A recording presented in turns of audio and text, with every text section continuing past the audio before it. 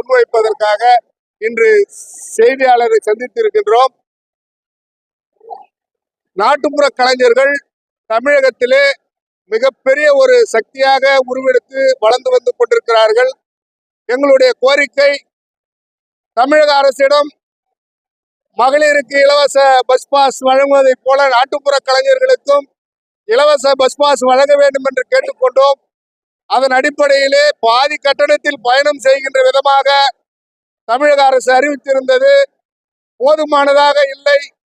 வருகின்ற தேர்தல் அறிக்கையிலே மாண்புமிகு தமிழக முதல்வர் அவர்கள் தமிழகத்தில் இருக்கின்ற ஒட்டுமொத்த நாட்டுப்புற கலைஞர்களுக்கும் இலவச பஸ் பாஸ் வழங்க வேண்டும் என்பதை இந்த நேரத்திலே தெரிவுபடுத்திக் கொள்கிறோம்.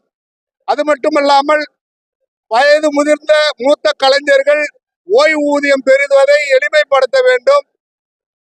VORஐ தாசில்தார் RDO என்று அலைக்கழிக்கப்பட்டு மிகவும் மன உளைச்சலுக்கு மூத்த கலைஞர்கள் உள்ளாகி இருக்கிறார்கள். அதை எளிமைப்படுத்த வேண்டும். ஆகவே இயலிசை நாடக மன்றம், கலை பண்பாட்டு துறை மட்டுமே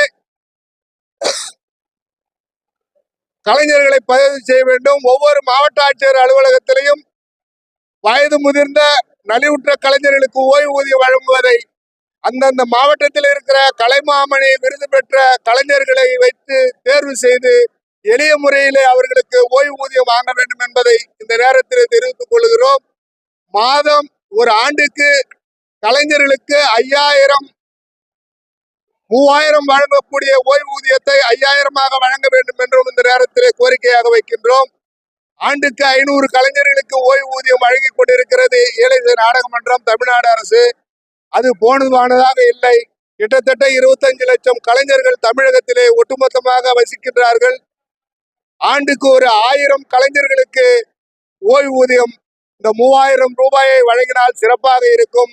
ஓய்வூதியத்தை தமிழக அரசு சேர்த்து வழங்க வேண்டும் என்று இந்த நேரத்திலே கோரிக்கையாக வைக்கின்றோம்.